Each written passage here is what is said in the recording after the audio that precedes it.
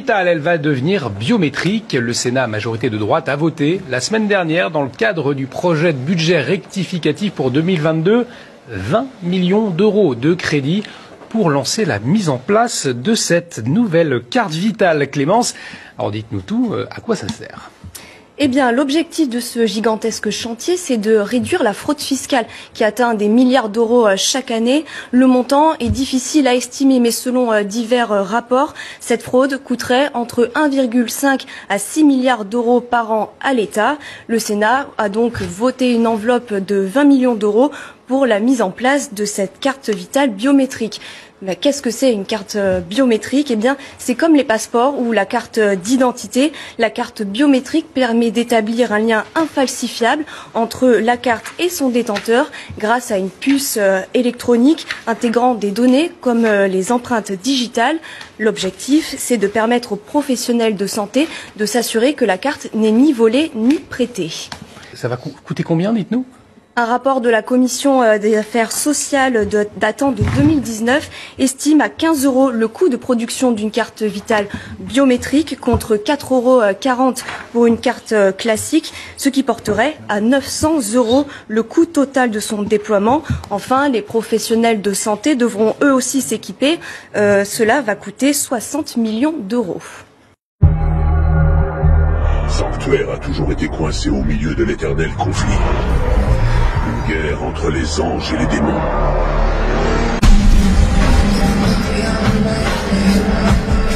Les enfants, les seigneurs des enfers arrivent pour dévorer notre monde. Ils vont arriver.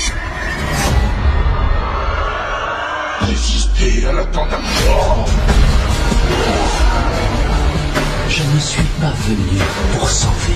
C'est une réunion qui a eu lieu le 17 mars 2007, à laquelle j'ai été mêlé par le plus grand des hasards parce que j'avais des jours en retard, fallait que je vienne pointer. Donc avec ma carte, je suis rentré et là il y avait des nœuds papes partout. Le pape, l'hyperclasse en fait. Ah bah c'était top, la super classe invisible. Et je reconnais Kissinger. Il y avait Brzezinski, il y avait des grands patrons, Anne Lauvergeon, il y avait avec des petites tables très bien achalandées. Et ils parlaient entre eux, puis il y a eu les discours, et je suis resté jusqu'au bout. Et en fait, ce que j'ai compris, c'est que c'était la trilatérale branche Europe. Ils étaient 400. Et ils disaient qu'il faut détruire les nations. Ils disaient qu'il faut détruire l'homogénéité des nations. Très intéressant. Pour pouvoir augmenter les marchés. Avoir le marché planétaire de masse.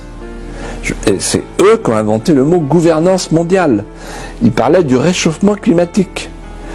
Ils disaient que dans les écoles, au lieu de dire aux enfants « sauvez votre pays, sauvez votre région, sauvez l'arbre qui est en face de chez vous », non, sauvez la planète, c'est là. Et ils parlaient de la nécessité de réunir dans le même combat les deux libéralismes, le libéralisme économique, en faisant sauter les frontières, et le libéralisme sociétal. Ils ont le droit de discuter entre eux, ce sont des chefs d'entreprise, ou discuter aussi avec des chefs d'entreprise, ils l'ont fait au Parlement européen, et pas forcément un complot. Absolument, c'est pas forcément un complot, ils n'ont pas besoin de comploter, ils ont le pouvoir. Ce que m'a dit un jour François Fillon, je lui ai dit mais pourquoi tu vas au groupe Bilderberg? Parce qu'il est rentré, il a été agréé par le groupe Bilderberg, de même que son ami Alain Juppé l'année d'après. C'est quoi? Dans l'évangile on dit faut pas mettre la lumière sous le boisseau. Ça vaut pour la franc-maçonnerie aussi. Pourquoi ils se cachent ces gens-là? Pourquoi ils se cachent? Il vous a répondu quoi? Et il m'a répondu, incroyable la réponse, il m'a dit que veux-tu, c'est eux qui nous gouvernent. Mais pour émanciper, je te donnerai la liberté. Mais aussi, nous combattrons au nom de sa sainteté. L'heure de la prophétie est arrivée, chevalier. Nous marchons vers les enfers.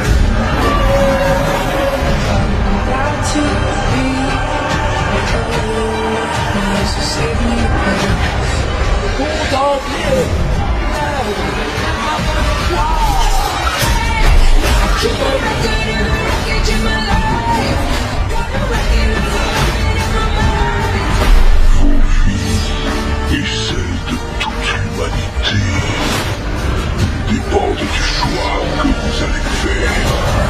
Un autre stratège 20 ans après Brzezinski, dit la même chose. C'est George Friedman, donc, dont j'ai parlé, le dirigeant de l'agence de renseignement Stratford Global Intelligence. Et lui, dans une conférence de 2015, il dit des choses extrêmement utiles qu'on devrait envoyer gratuitement à tous nos journalistes. C'est nous voulons tenir en laisse l'Allemagne et l'Union européenne. Je vous garantis que ma traduction, elle n'a rien forcé, c'est une traduction littérale correcte.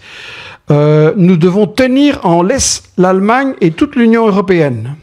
Nous devons, dit-il, empêcher l'Allemagne d'exporter. Et il explique, l'Allemagne est puissante économiquement et en même temps elle est très fragile géopolitiquement, elle ne sait jamais comment ni où elle peut vendre ses exportations. Depuis 1871, ça a toujours été la question allemande et la question de l'Europe. Donc vous avez là une pensée très claire, c'est comment on va emmerder l'Allemagne pour empêcher de placer ses exportations. C'est pas des amis, c'est des gens qu'on veut vraiment contrôler, soumettre, affaiblir. Il dit encore deux choses très intéressantes dans la même conférence, qui est pas secrète, hein, c'est sur Internet, n'importe quel journaliste un peu curieux, il peut aller la trouver. Il dit... Faisons la guerre, mais n'envoyons pas de troupes. Là, il dit comment... ils ont tiré évidemment les leçons de l'expérience, Vietnam, Irak, Afghanistan. On n'envoie plus des troupes, on fait se battre les autres à notre place. Mais donc, il insiste, faisons la guerre, mais n'envoyons pas de troupes. C'est exactement ce qui se passe maintenant. Il dit aussi, l'armée ukrainienne, c'est notre armée. Et il donne un exemple. Il y a 10 jours, le général Hodges, qui commande l'armée des États-Unis en Europe, s'est rendu en Ukraine. Il a remis des médailles à des combattants ukrainiens. Dans le protocole militaire, vous savez, dit-il, des étrangers ne remettent pas des médailles, mais il l'a fait, montrant que c'était son armée. Et, dernière pensée, le but n'est pas que l'Ukraine gagne la guerre, mais de faire mal à la Russie. Donc voilà, tout ce qui est annoncé en 2015, ça veut dire qu'on sait très très bien qu'on va se faire tuer plein de soldats ukrainiens juste pour faire mal à la Russie.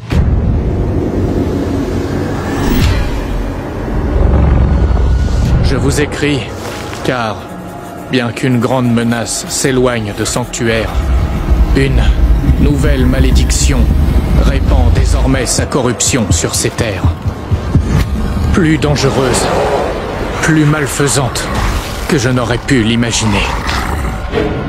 J'ai trouvé un moyen d'arrêter ce fléau, d'arracher la puissance maléfique qui anime ces monstres, et de nous en servir pour tous les détruire.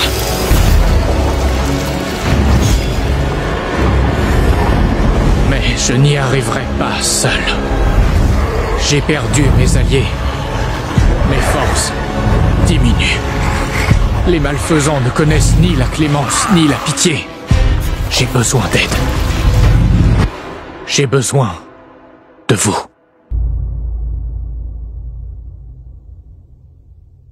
Okay. Hi, my name is Bob. In view of its potential to be possibly the biggest game changer ever, do you have any plans to enter the field of artificial intelligence? And in general, what are your thoughts on it? Do you think it's even close to being ready for prime time? I think we should be very careful about artificial intelligence. If I were to guess at what our biggest existential threat is, it's probably that. So we need to be very careful with artificial intelligence. I'm increasingly inclined to think that there should be some regulatory oversight maybe at the national and international level, just to make sure that we don't do something very foolish. I mean, with artificial intelligence, we are summoning the demon. You know all those stories where there's the guy with the pentagram and the holy water, and he's like, yeah, he's sure he can control the demon. Doesn't work out. Meet Oliver Schwab. He is the managing director of the World Economic Forum. His sister, Nicole, is a member of the executive committee for the World Economic Forum. In July of 2021, she said that COVID was a huge opportunity to have their great reset. I see it as a tremendous opportunity to have this great reset and to use this huge flows, of money to use the increased levers that policymakers have today in a way that was not possible before. Their father, Klaus Schwab, is the founder of the World Economic Forum. 7 years ago, he announced plans to start tracking the entire population and merge everyone with a central machine, what he now calls the Great Reset. The Schwab family is working together with other families because that's how Team Evil works. You can call them the Illuminati if you like, but they have no official name, and they are not illuminated. There is no telling how many family bloodlines are involved, but they keep it in the family for 3 main reasons, and they all have to do with power. First, and most simply, as a way to gain and maintain their fortune. Secondly, is to carry out long-term secret objectives. These families use insurance companies and private trusts to protect their own fortune from the fiat debt-based system that they created, and to generate the kind of money needed for a 100-year plan. The older generation outlawed natural medicine, introduced petrochemical pharmaceutical drugs, and polluted the environment. And now the younger generation is here to fix it with their totalitarian Great Reset. It's a multi-generational plan that works because of family loyalty and also because of the third reason why they keep it in the family: trauma-based mind control. Most victims of the CIA's trauma-based mind control program, MK Ultra, have come from families with a history of child abuse, because multi-generational child abuse makes a child more susceptible to mind control. And most of the characters we see as world leaders are not only actors on a stage, they are oblivious because they have suffered a lifetime of abuse and mind control. The overwhelming majority of people on Team Evil are not all in on it. They simply do as they are told. They follow orders and they don't ask questions. These families see having children as a means of gaining power and wealth. They see their own children as property, as slaves to do the family's bidding. But perhaps it's more like a cult than a family. Nearly 1 million child orphans were distributed throughout America and the Commonwealth in the late 1800s by an international secret society called the Odd Fellows. Delivered primarily by train, many of these orphans were born in private homes owned by the Odd Fellows and their offshoot, the Daughters of Rebecca, an all-female Masonic organization that featured symbols of mass breeding and fertility. Philip Eugene de Rothschild says that the Rothschild family alone has produced over 100,000 children in these secret breeding programs. Most of the U.S. presidents during this time were Freemasons. 4 of them were Oddfellows. And at last count, 34 U.S. presidents are directly related to Charlemagne, King of the Franks, who is believed by these Illuminati bloodlines to be of the Merovingian bloodline, a genetic set that they highly value.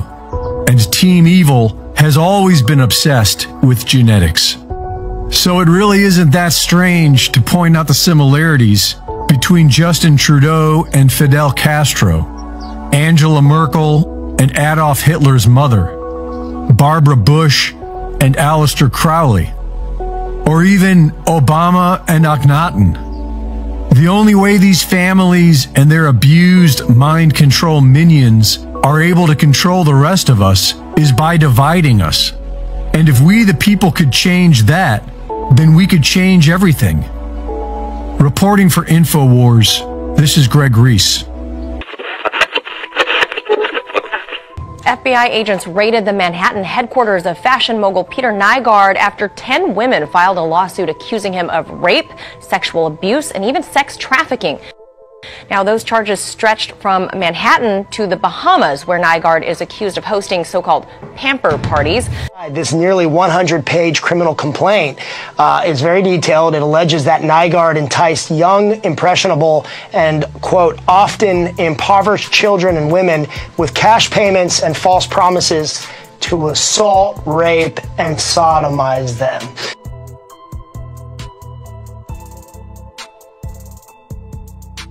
It's the explosive lawsuit that's prompted comparisons to Jeffrey Epstein and the island where he is alleged to have molested young girls, a sex trafficking ring. Peter Nygaard is one of the biggest names in fashion. The billionaire rides in a private jet with his name emblazoned on the fuselage.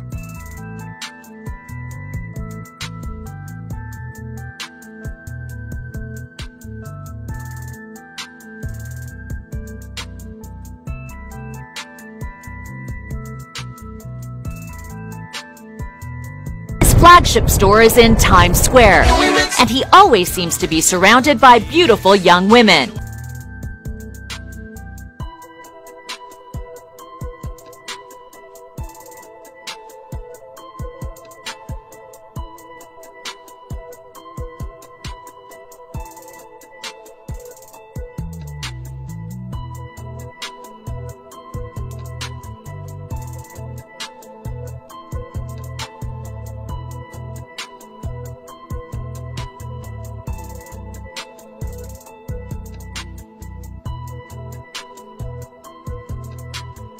Where Nygaard is accused of hosting so-called pamper parties. Okay, I engage in love. As soon as he felt my muscles, look what happened to her. Just total meltdown. Any more babies? All right.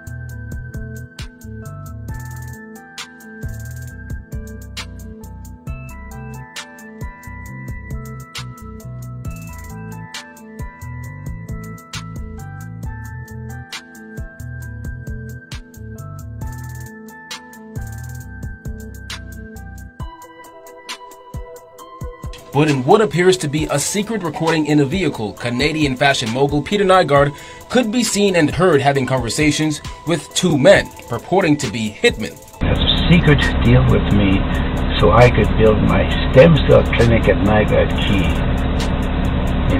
And therefore, Nygaard Key doesn't want to have any businesses like that in there, but meanwhile the government's plotting to do it anyway. There's a secret deal for me.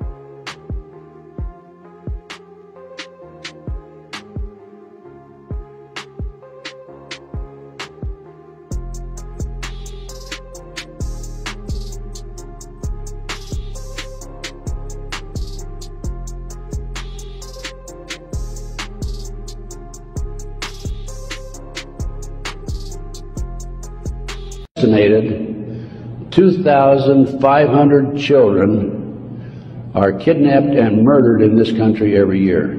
Americans, for the most part, are oblivious to what's really going on behind the scenes. I retired from the FBI March 1979.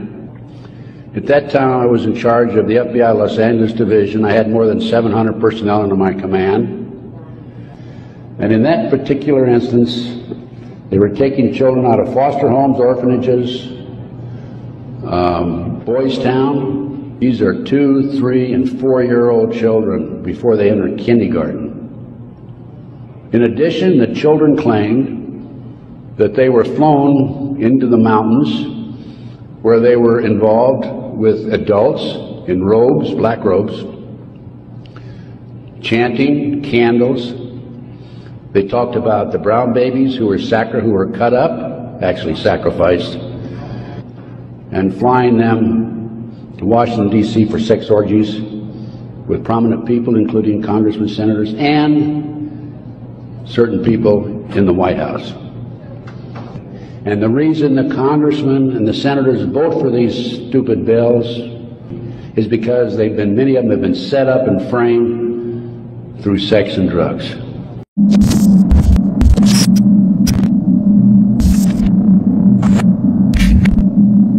Bienvenue dans cette émission du 3 août 2023 de ma Web TV sur laquelle je vous présente de jour en jour une information franche et directe, sans concession ni tabou, accessible, honnête et sourcée, en vous rappelant que je suis totalement indépendant et donc libre de mes propos.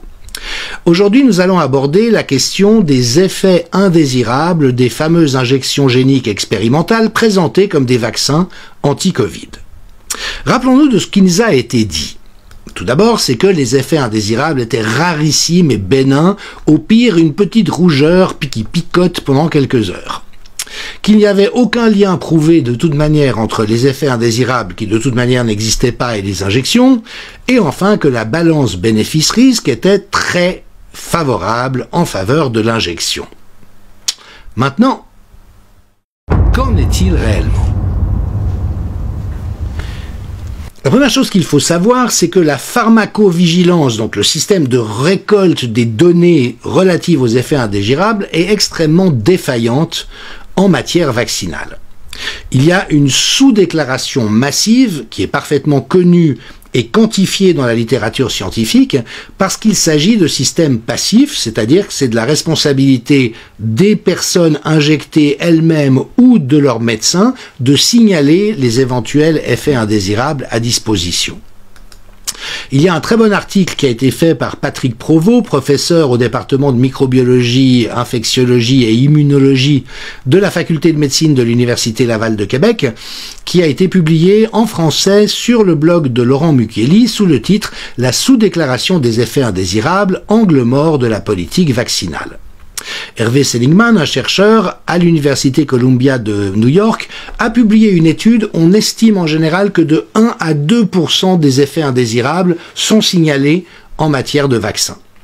Et d'après les évaluations qu'il a faites, il propose qu'en fait, on puisse retenir 5%, ce qui de toute manière est trop généreux, le taux de signalement prévisible réel des effets indésirables, et donc ça veut dire que toutes les données de la pharmacovigilance doivent être multipliées par un facteur 20 pour arriver à quelque chose qui s'approche de la réalité. Un autre problème est la question de l'imputabilité. C'est-à-dire, lorsqu'il se produit quelque chose, comment est-ce qu'on peut l'attribuer à l'effet de l'injection qui vient d'avoir lieu, plutôt que de se dire que ça aurait pu arriver à la personne de toute manière.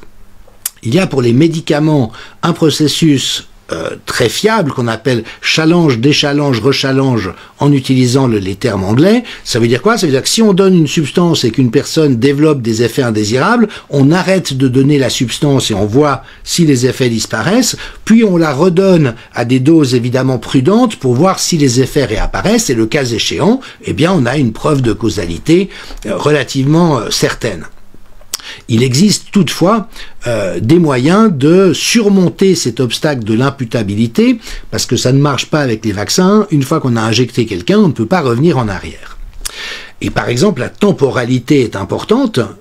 Tous les effets qui se produisent dans les heures ou les jours qui suivent l'injection sont évidemment particulièrement intéressants, sachant qu'il y a évidemment beaucoup plus de réactions dans la petite tranche suivant immédiatement l'injection, comme le montre ce diagramme, mais avec des tours guère honnêtes de la part des responsables qui, eux, ont choisi bien souvent de ne tenir compte de l'enregistrement qu'à partir du 15e jour.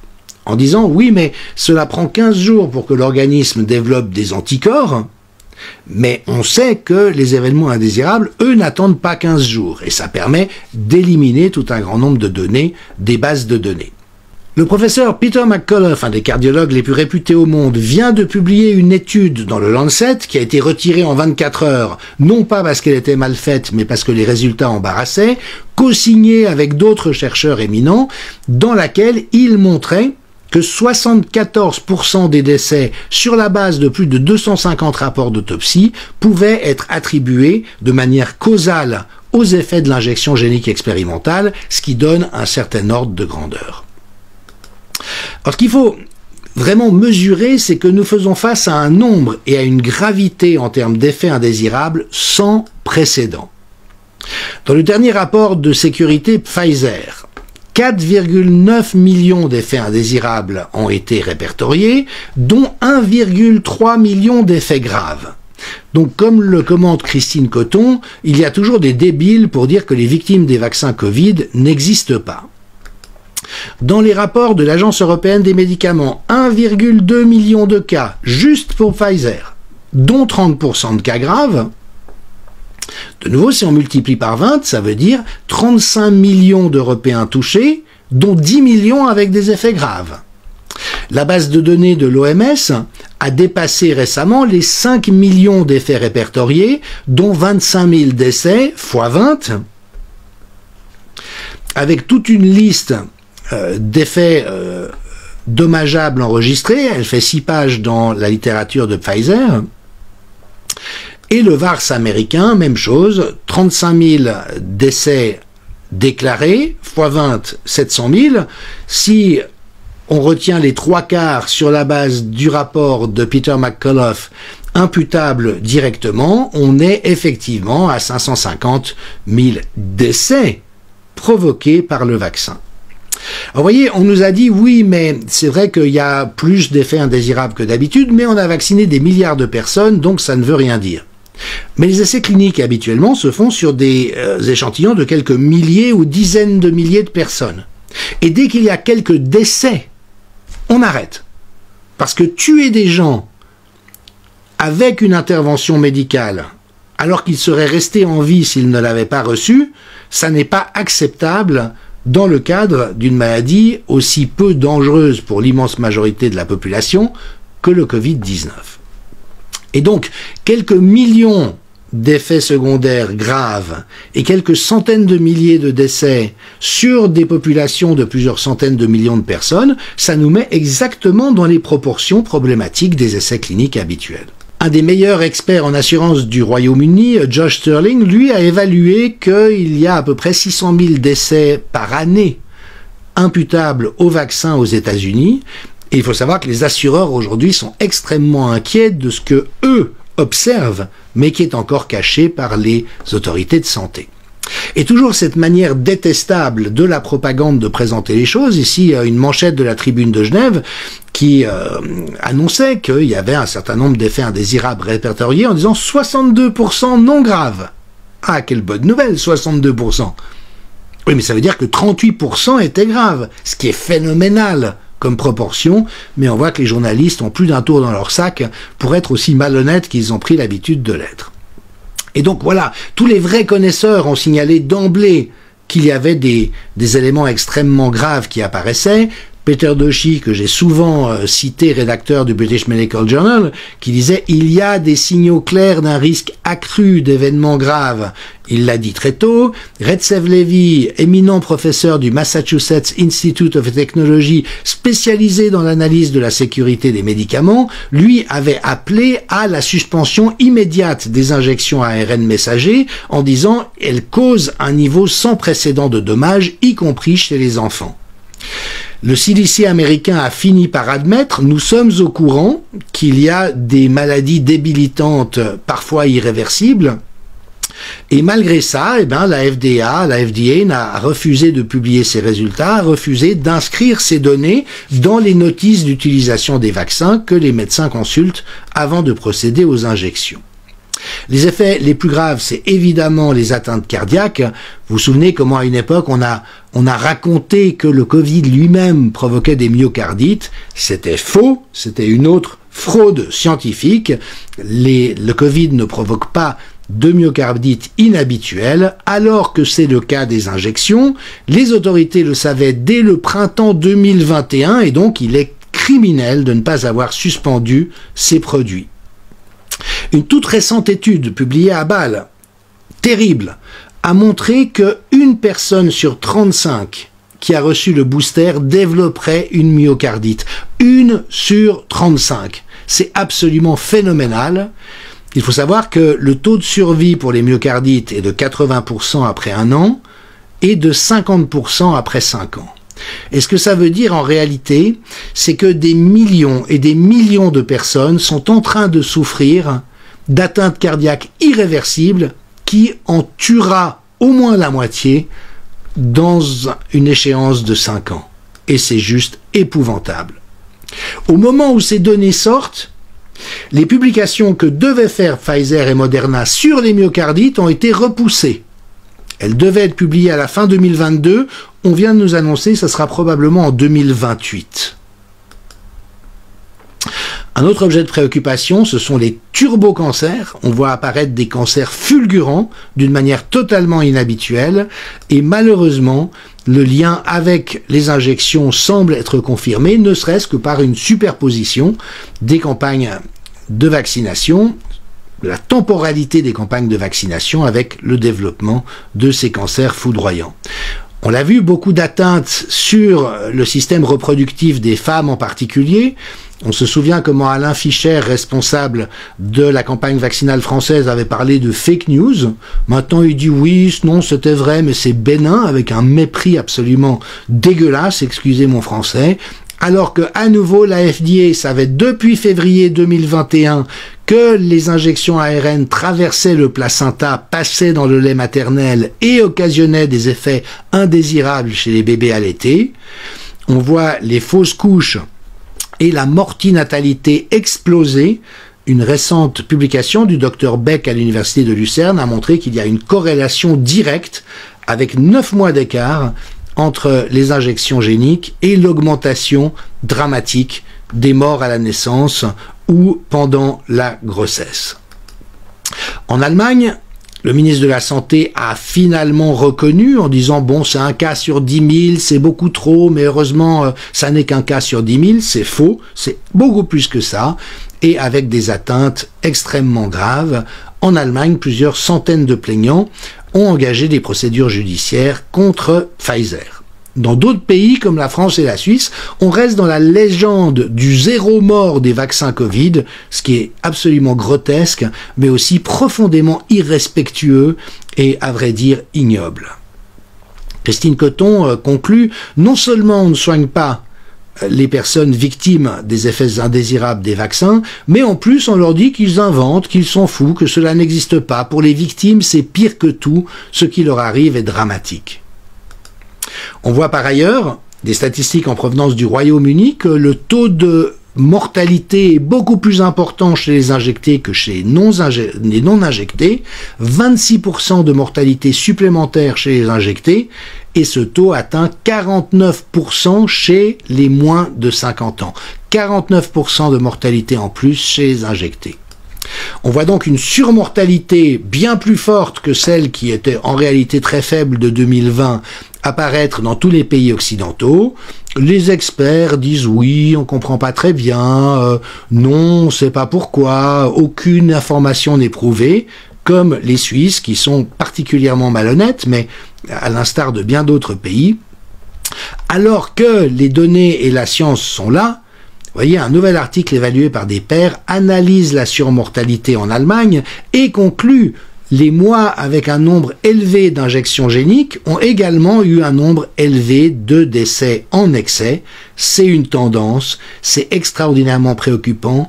La réalité est que les injections géniques n'ont jamais été sûres, elles n'ont jamais été efficaces, et que tous ceux qui l'ont cru de bonne foi ont été victimes d'une arnaque criminelle de la part de leurs autorités et de ceux qui, à l'échelle mondiale, ont piloté cette entreprise.